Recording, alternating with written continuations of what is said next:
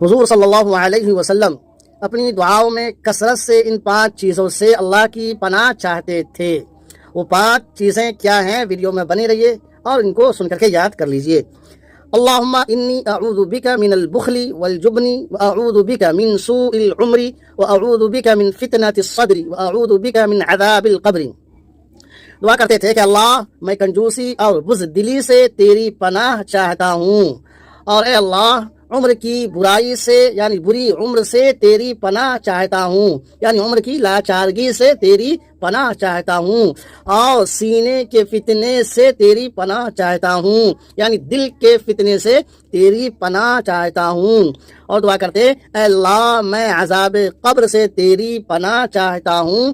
یہ 5 چیزیں ہیں جن کو اللہ تبارک و تعالیٰ کے پیارے حبیب صلی اللہ علیہ وسلم اپنی دعاؤں میں کثرت سے ان مذکورہ 5 چیزوں سے اللہ کی پناہ